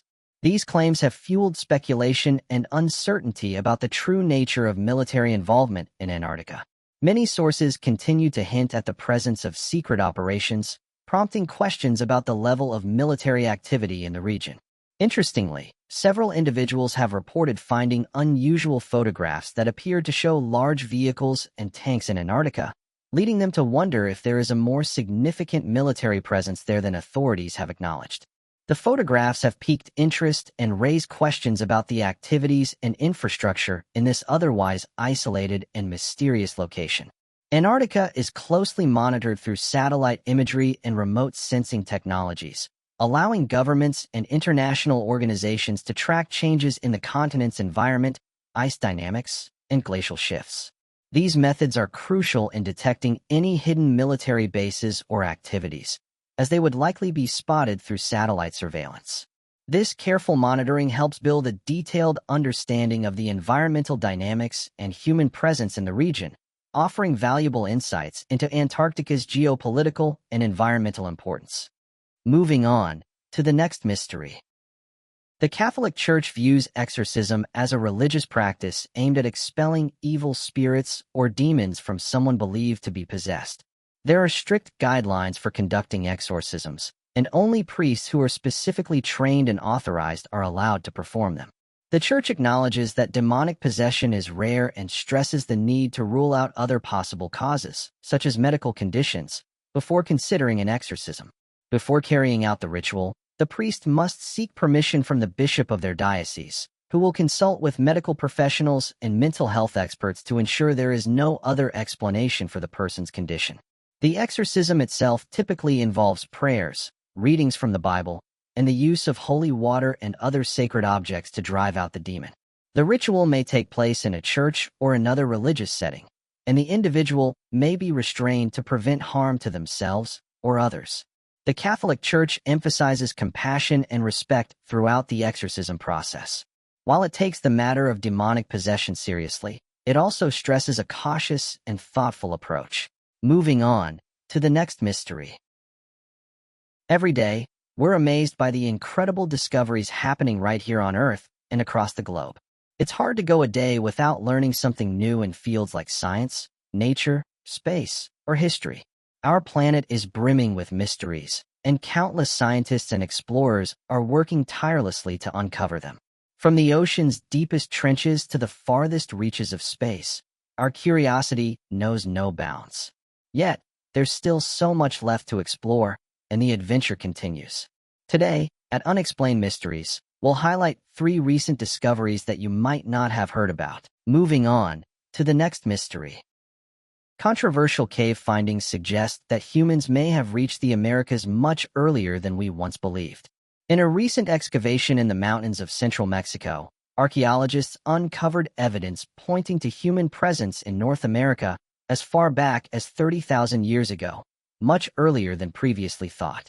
While exploring Chiquita Cave, the team found hundreds of ancient tools and artifacts buried beneath several layers of gravel and dirt. Located nearly 3,000 meters above sea level in the Astillero Mountains, the cave holds intriguing clues. The gravel layers above the tools have been carbon dated to around 57,000 years old. It appears the cave was used by humans on rare occasions, as only a small number of tools were found. Experts speculate that the cave might have been a refuge during the perilous Ice Age, providing shelter from violent storms and blizzards. However, not all scientists are convinced by these claims, and some still question the notion that humans arrived in the Americas this early. It's possible that the tools were displaced beneath older gravel layers due to geological forces, animal activity, or other natural processes. Aside from the tools, very little evidence was found to suggest that humans actually lived in the cave. One theory even suggests that the individuals who used the cave might have been part of a lost group who didn't survive long enough to leave a lasting legacy, ultimately perishing either in the cave or nearby. However, this still leaves room for the possibility that human societies existed in the Americas much earlier than previously believed. This is just one instance of a potential group of early inhabitants, and there may be more waiting to be uncovered. The cave continues to be a site of active exploration, and researchers are hopeful that with further investigation, more answers will emerge about the early human presence in the Americas. Moving on to the next mystery. Ancient Egypt has always been a place of awe and intrigue. For centuries, people have marveled at the Great Pyramids, questioning how the ancient Egyptians could have accomplished such an extraordinary feat. It's clear that the Egyptians were far ahead of their time, creating awe-inspiring structures that have withstood the ravages of time, reading the stars with remarkable precision, and crafting massive monoliths that even outsize some of our most powerful modern machinery. As the birthplace of human civilization, ancient Egypt's advancements are unparalleled. Their innovations have baffled and fascinated historians, archaeologists, and researchers for generations, with new discoveries continuing to surface, revealing the sheer strength and pride of this ancient culture. It's no surprise that alternative theories have emerged to explain how they achieved such feats. Initially, Egyptologists and scientists believed the ancient Egyptians were capable enough to complete these wonders entirely on their own, without external help. Going back several years ago, an interesting photograph was captured on a live camera that was pointed towards the pyramids. Upon closer inspection, it was noted that a large sphere-like object could be seen hovering above the ground. The object looks to be an almost perfect circle and doesn't look like it could be a smudge on the camera. Not many people have seen this photograph, and so it's been hard to track down what camera this came from. But the story goes that it was a random live camera that allowed people at the time to view the pyramids. One of the first websites to feature the image uploaded it back in February 2009, with people being confused about what's being captured. UFO researchers were very happy when this image started to make the rounds online, as for years they've believed that the ancient Egyptians had help when it came to the construction of the pyramids. One UFO researcher said the following about the image: "The fascinating thing about UFOs is that they come in all shapes and sizes, and this shaped UFO has often been labeled as the orb or the sphere." Different theories have been presented to explain what the purpose of these objects are, but most who have looked into the phenomenon have said these objects act as a type of drone, scanning errors and flying up close to things as if they're inspecting them. Once they've done this, they can usually be seen making a quick exit. End quote. For years, these strange orbs have been witnessed by people across the planet. One of the most interesting accounts of these orbs comes from that of the mysterious Skimore Garage. The family living here started noticing glowing blue balls moving across the property. The balls gave off a crackling sound, seemed intelligently controlled, and could either hover or move unbelievably fast. One evening, a family observed a glowing blue orb as it drifted toward one of their horses. The mysterious light hovered just a few feet from the animal's face, causing it to react in fear. From about 10 feet away, the family shined a flashlight on the glowing sphere, prompting it to retreat. However, the orb soon shifted its focus, moving toward one of the family members as if it were examining them. They described the object as a glass-like sphere, roughly the size of a baseball, with two swirling blue fluids mixing inside. Many believe that this strange phenomenon is what was captured in the photograph. What are your thoughts on this intriguing image recorded on a live camera? Do you think it depicts one of these enigmatic orbs? And when it comes to ancient Egyptian civilization, do you believe they had external assistance in achieving their remarkable feats? Moving on to the next mystery. In 1998, 47-year-old Bonnie Baker was living in Denver, Colorado, where she stayed with her boyfriend, Crispin Nene Perez. She worked at a Ford restaurant in Morrison, Colorado. In June of that year, Bonnie and Crispin attended a party with friends to celebrate her recent pay raise. However, the night took a dark turn when Crispin became furious after seeing Bonnie dance with other people. The couple left the party together, and before departing, Bonnie told a friend her final words: "It would be worse if I didn't go now." Later that evening, a 911 call reported that a woman had been murdered in her West Louisiana Avenue apartment. The caller identified Crispin Nene Perez as the suspect, and claimed he was transporting the victim's body to Mexico in a trunk, intending to dispose of it along the way. Detectives quickly arrived at the apartment Bonnie and Crispin shared to investigate. The kitchen table was flipped over, and there were shattered glasses and dishes all over the floor. The neighbor who dialed 911 believed that she had been gripped by detectives at the site, telling her, "I'm going to make Bonnie disappear, so you won't have to see her ever again." Investigators thought they knew exactly what had transpired. After they got into a fight, Cress resolved to kill Bonnie inside their apartment. The neighbor reported that when he placed her body in the trunk of his car, he drove off to Mexico. Efforts by investigators to locate Crespin or Bonnie were unsuccessful. Crespin's car was described by the neighbor. An automobile with the same license plate and description crashed close to Globe, Arizona, 2 days later. The driver took off. Using a picture lineup, a witness recognized Crispin as the driver. A trunk was searched for blood evidence, and the car was seized. Less than a year had passed since Bonnie was last seen in July 1999 when 2 boys were riding horses on Navajo land outside of Manuelita, New Mexico. They found the skull of a human. More bone remains were discovered nearby by tribal police of the Navajo Nation. The remains were identified as belonging to a female, but the identity of the deceased was not established by an autopsy. Once DNA testing was sufficiently advanced, the remains were transferred to the Office of Medical Investigators in New Mexico, where they would be kept in storage. Detective Kenneth Klaus of the DNA Police was assigned to Bonnie's case in October 2000 and has been contacted ever since 1998. He spoke with a New Mexico-based FBI agent about Bonnie's disappearance. The agent was aware of the 1999 discovery of female remains and thought they might belong to Bonnie. Bone marrow DNA samples were sent to Denver, where they matched previously collected samples from Bonnie. By 2013, detectives determined they had gathered enough evidence to arrest Crispin Nene Perez. However, bringing him back to Colorado posed a challenge, as he was temporarily residing in Mexico.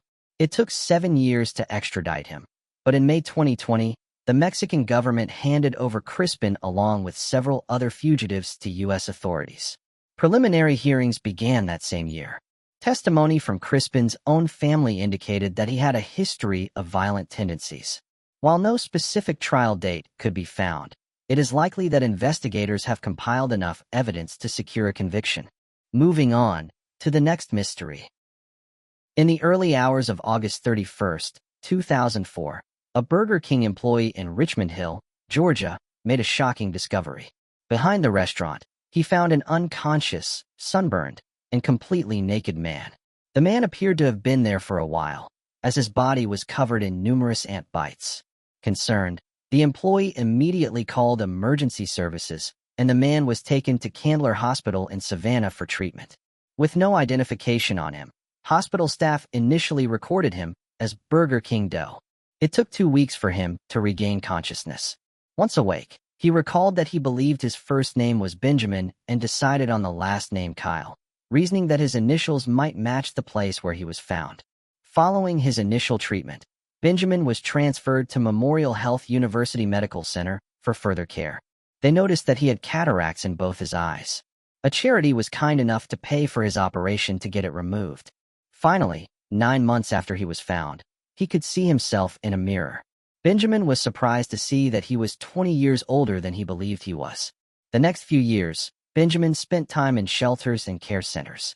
In 2007, he was diagnosed with dissociative amnesia. Benjamin also spent some time being homeless. It was hard finding a job since he couldn't remember his social security number.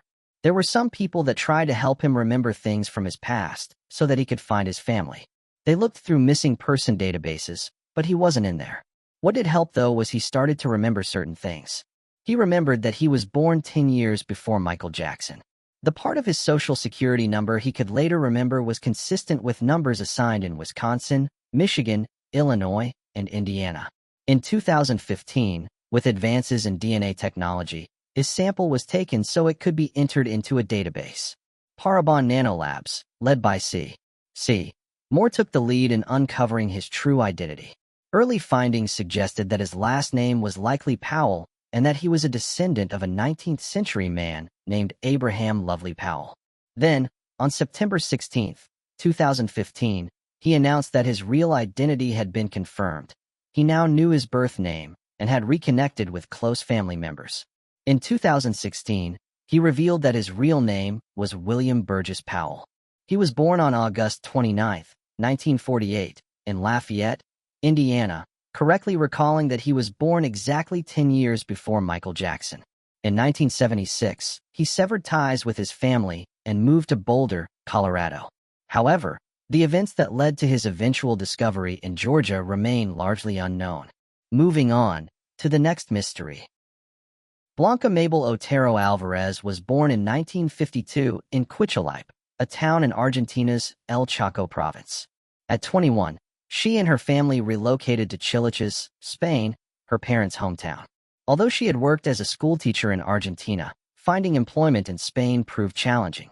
Eventually, she secured a position with the National Rail Board. To be closer to her workplace, Blanca moved to Leon City but continued to visit her parents weekly. One day, she vanished without a trace, leaving all her belongings behind. Initially, her family did not report her disappearance, as her father was against it. It wasn't until 1997, years later, that they finally filed a missing person report. By that time, Blanca would have been 45 years old. Within a few days of reporting her missing, the police found Blanca in the city of Guajan. She told the police, however, that she did not want to get in contact with her family. Her family was disappointed but determined to reunite with her. They made their way to Gillen, but learned that Blanca realized that they were on their way and gave up her apartment and moved on. In 2005, Blanca wrote a letter to her family that included a photograph of her. In the letter, she asked for forgiveness from her dad and said that she would make contact with her family more, but she never did. Little did her family know that Blanca changed her name to Ava and moved to La Fresneda estate. She was working, caring for children and pets, and cleaning houses. Her neighbors knew her for years without knowing she was a missing person. In August 2020, the local police received calls from residents in La Fresneda. Concerned that they hadn't seen their neighbor Ava for several days, residents contacted the police, who had to force open her windows to enter her home. Inside, they found 68-year-old Ava sitting on the floor of her lounge. She was severely dehydrated and appeared mentally absent, silent, disoriented, and seemingly unaware of her surroundings. She was immediately taken to Asturia's Central University Hospital for treatment.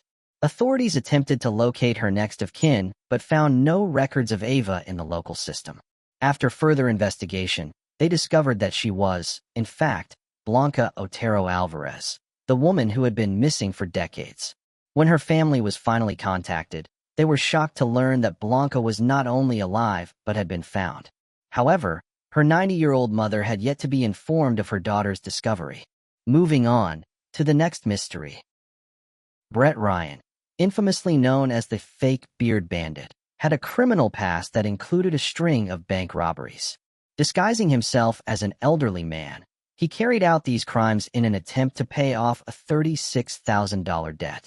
During his sentencing, he claimed that his actions were fueled by a manic episode triggered by depression and a recent breakup. This explanation contributed to a relatively lenient sentence of 3 years and 9 months. While incarcerated, he demonstrated good behavior, and upon being granted day parole, he was permitted to spend his days outside while returning to the prison at night. Following his full release, he became engaged to Kristen Baxter, whom he likely met during his time on day parole. Although Brett was honest about his past as a bank robber, he deceived Kristen about other aspects of his life. He falsely claimed to be a college graduate with a stable, well-paying job. His mother, aware of his deception, threatened to expose him to Kristen and cut off her financial support. With the wedding just weeks away, Brett took drastic measures to prevent the truth from coming to light. With only 3 weeks until his wedding, Brett took matters into his own hands. Using the arrow from a crossbow he had stored in his mother's garage, he stabbed his mother in the chest, and then proceeded to strangle her in her garage. His younger brother, Christopher, heard the struggle and came running. Aiming the crossbow at Christopher, Brett shot him in the neck with the arrow and then hid his body under a tarp along with their mother's body. Hearing the altercation, the eldest brother, Lee, came to investigate and was summarily attacked as well, but he managed to outrun Brett and took refuge at a neighboring house, where he was able to call the police. Meanwhile, Brett's older brother, Alexander, arrived at the house for unrelated reasons but was immediately attacked. He was stabbed in the driveway with one of the crossbow's arrows and was found lying there when the police arrived.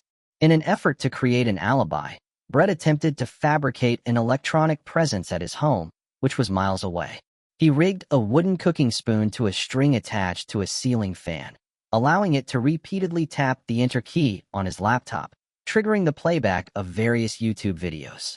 Additionally, he pre-scheduled emails from his home computer to make it seem as though he was there rather than committing the murders at his family's house.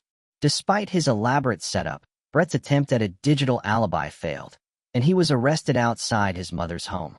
He was charged with first-degree murder for killing his brother, Christopher, and second-degree murder for the deaths of his mother and younger brother, Alexander. He also faced an attempted murder charge for attacking his older brother, Lee. Ultimately, Brett was convicted and sentenced to 3 concurrent life terms, with a mandatory minimum of 25 years before parole eligibility. His engagement to Kristen Baxter never materialized as a result. Moving on to the next mystery.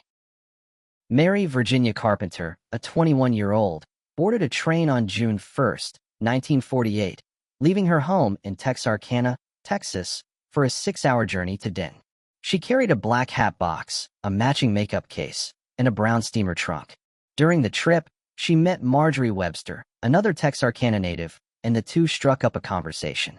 Marjorie was also traveling to Texas State College for Women, now known as Texas Woman's University, which happened to be Virginia's destination as well.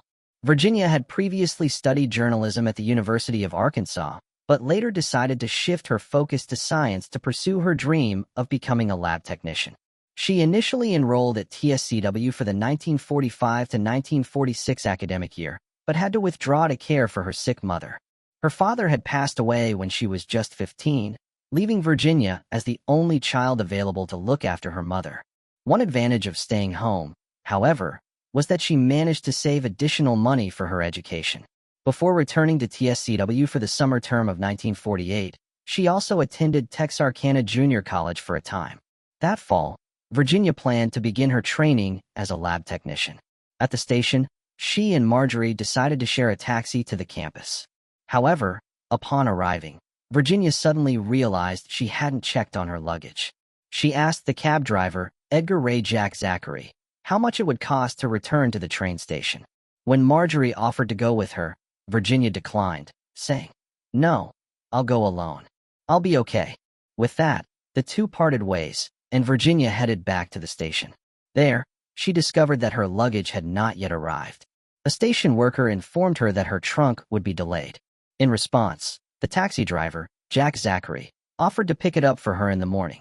Virginia agreed and provided him with her location. She arrived at Brackenridge Hall, a dormitory at the university, around 9:30 p.m. Zachary, who is 20 years old, reportedly told the police that he got out of the taxi and went up to 2 men who were waiting outside a convertible car that was either yellow or cream in color. Zachary stated that one of the men was tall and the other was chubby, and the car was maybe a Pontiac. Virginia supposedly seemed to know them. "What are you doing here?" she asked them as she approached, as though it astonished her to find them there. Zachary departed as they started conversing. He picked up Virginia's steamer trunk and placed it on the building's front lawn the next morning. Although he maintained that she had instructed him to leave it there the previous evening, the university's dean of women pointed out that it was quite uncommon for a student's luggage to be left on the lawn as opposed to being delivered to their door. Before staff members ultimately took the trunk in, it was left out on the grass for 2 days. In the meantime, Kenny Branham, Virginia's boyfriend, called her mother to inform her that he hadn't spoken to the 21-year-old in 3 days. This was not like the usual. When her mother Hazel got in touch with the college, she found out that Virginia hadn't enrolled. She immediately started calling her friends and relatives to see if anyone had seen her. When they hadn't, Hazel filed a missing persons report and the search got underway. When detectives followed Virginia's last known movements, they encountered Jack Zachary, a cab driver, who provided them with information regarding the vehicle's color, yellow or cream. A young man whose girlfriend was a TSCW student was identified as the owner of this vehicle. The 2 males were allegedly saw by the couple strolling about the car, but they were not observed conversing with Virginia. It was determined that neither the young man nor his girlfriend had anything to do with the 21-year-old's disappearance. A gas station attendant in the Texas city of Aubrey believed he saw Virginia in a yellow convertible 2 days after she vanished. A young woman and 2 men were with her. Then on June 11th, at a bus stop in DeQueen, Arkansas, a ticket agent noticed a young woman who looked like Virginia. She appeared anxious as she waited at the station, apparently chewing her lip and peering out the doors after getting off a bus from Texarkana. Afterwards, she departed with an older male who appeared to be in his mid-20s. The agent got a call shortly after this sighting from a woman inquiring as to whether Miss Virginia Carpenter was present. But all of this went unnoticed by the agent until the next day, when she noticed in the local media that Virginia had vanished. After identifying the 21-year-old from a photograph and immediately notifying the police, the witness later began to doubt whether she had correctly recognized the young woman. Additionally, a woman resembling Virginia was reportedly seen in Cerro Negro, Texas. Over time, numerous sightings of Virginia were reported across the country, but none, including the ones mentioned, were ever confirmed. Investigators considered the possibility that Virginia had run off with another lover. Several of her former partners speculated that this was plausible, noting how easily she fell in love. However, her family firmly believed she would never have disappeared without a word. Before she went missing, Virginia had been engaged but had called off the wedding just weeks before the ceremony. Her then-boyfriend, Kenny Branham, passed a polygraph test, and due to both this and the lack of any apparent motive, law enforcement ruled him out as a suspect. A large-scale search effort was launched, scouring wooded areas, creeks, storm drains, and abandoned wells in hopes of finding Virginia. Authorities used both boats and airplanes, but they were never able to locate any evidence of Virginia. Her handbag has never been found, and her trunk held no information on her whereabouts. Since they were unable to identify a motive for Virginia's escape, law enforcement did not think that she fled on her own. She didn't owe anyone money, had no criminal record, and no envious ex-boyfriends or lovers to flee with. Additionally, she was not pregnant based on the results of her most recent medical examination, which was conducted not long before she vanished. A 3x1 wooden box was discovered in a smokehouse close to an abandoned farmhouse on October 18, 1959, approximately 7.5 miles northeast of Jefferson, Texas. There were human remains within. In particular, a woman's skeletal remains. The teeth did not match those of the 21-year-old, despite the fact that it was established that the bones belonged to a Caucasian girl with a shorter leg, which Virginia had.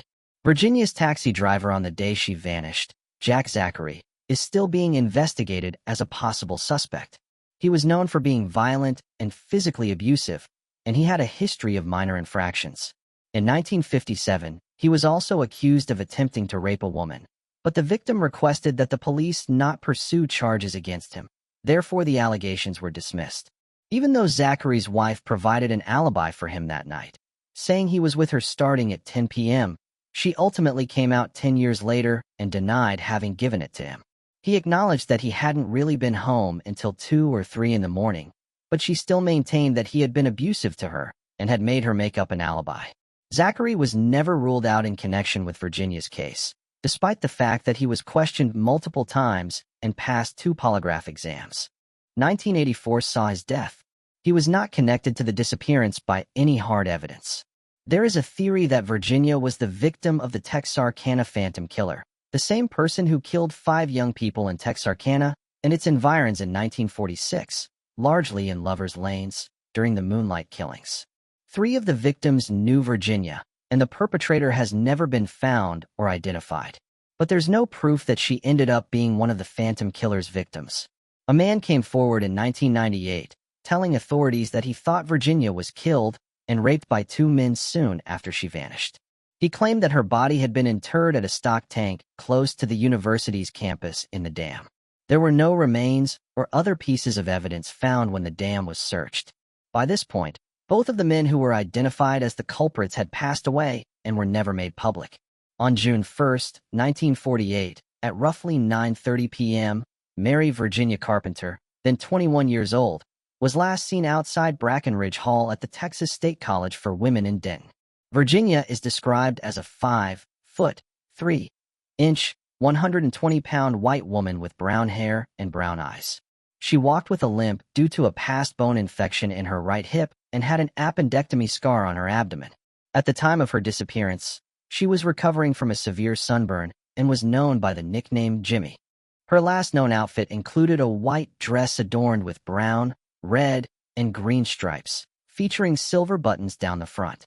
She also wore a white straw hat with a flipped-up brim and a feather at the back, along with red leather platform shoes with high heels and a gold watch. Additionally, she carried a crimson purse. If Virginia is still alive today, she would be 94 years old.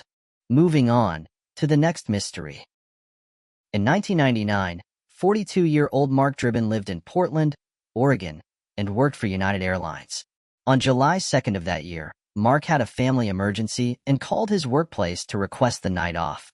The following day, he was seen at the Eagle Tavern on Burnside Street, where he appeared to be acting normally. That was the last time anyone saw Mark Dribbin. Known as a reliable employee and someone with strong family ties, his friends and relatives were certain that he had not left town voluntarily. When investigators searched Mark's home, they found troubling signs. His car was missing, along with several valuable items. The walls of his house were stained with a significant amount of blood, which someone had attempted to clean up. There were no signs of forced entry, suggesting that Mark may have known the person responsible. Weeks later, his car was found abandoned in an area he was not known to frequent. Despite extensive efforts, investigators were unable to locate Mark, but based on the evidence in his home, they were confident he had been the victim of foul play. With no solid leads, the case eventually went cold. In March 2019, the Portland Police Department's cold case team reopened the investigation. They submitted DNA evidence from the case, possibly recovered from Mark's home or car, for forensic genealogical analysis. A private lab compared the DNA to publicly accessible genealogy databases such as Ancestry.com and 23andMe, conducting further testing and research. In May 2020, the police arrested 52-year-old Christopher Lovren, who lived near Mark's residence. The nature of the relationship between the two men remains unclear, but investigators believe that their deteriorating friendship may have been the motive for Mark's murder. Despite resolving the case, several questions remain unanswered. Why did Christopher kill Mark? And where did he hide Mark's body? Mark's father, now 87 years old, expressed gratitude to the Portland Police Department and the justice system, saying, "We would like to express our sincere gratitude to the Portland Police Department and the whole judicial system for their tireless efforts in advancing this matter to this stage." Moving on to the next mystery. On November 7, 2004, surveillance footage captured a young woman, believed to be in her 20s, walking through the parking lot of the Corona Mall in Corona, California. In the video, a black Toyota Solara is seen pulling up behind her. If the woman noticed the vehicle, she immediately began to run. However, she was eventually caught, knocked down by the individuals inside the car, and forcibly dragged back and stuffed into the vehicle's trunk by two men. Based on the woman's reaction in the footage, authorities suspect that she may have recognized either the men or the car involved. As of now, the investigation has produced no substantial leads, and there is no definitive evidence to confirm whether this was a genuine kidnapping. The grainy quality of the video has made it impossible to identify the woman, the men, or even the license plate of the vehicle. Adding to the unsettling nature of the incident, witnesses and bystanders in the parking lot did not intervene to stop the apparent abduction. Most either looked away or simply watched as it happened, leaving investigators puzzled by the lack of action or assistance. Moving on to the next mystery. James Richard Harris, a 54-year-old resident of Walker County, Georgia, left his home on December 22, 1994, intending to go to work at Miller Industries. However, James never made it to his job that day. He was tragically killed during a robbery that occurred shortly after he left his house. A witness spotted James lying beside his pickup truck at the end of his driveway and promptly called the police. James was known for his routine lifestyle and for often carrying significant amounts of cash, which police discovered had been stolen. The motive for the crime appeared to be robbery. Evidence at the scene indicated that James had tried to fight off his attacker. In 1994, a witness provided a composite sketch of a potential suspect seen at the crime scene, But despite this, police were unable to generate any solid leads or identify any suspects. Prior to 2009, the case remained unsolved until a tip was submitted to Crime Stoppers. While the details of the tip remain unclear, it pointed authorities toward Robert A. Morey, who matched the description of the suspect from 1994. Despite conducting numerous interviews and following up on thousands of tips, investigators were unable to gather solid evidence linking Robert to James's murder. However, in 2020, a breakthrough occurred when a DNA sample obtained from Robert was found to match DNA evidence collected at the 1994 crime scene. In September 2020, the 50-year-old Robert Morey was arrested. Authorities have stated that the motive for the crime remains unknown and continue to urge anyone with information about the incident to come forward to help solve the remaining mysteries surrounding the case. Thanks for watching. I hope you enjoyed exploring these intriguing unsolved mysteries with me. If you found the video fascinating, don't forget to give it a thumbs up and subscribe to Unsolved Mystique for more deep dives into unsolved mysteries. Your support helps me bring you more compelling content. Leave a comment below with your thoughts or any mysteries you'd like me to cover next. See you in the next video.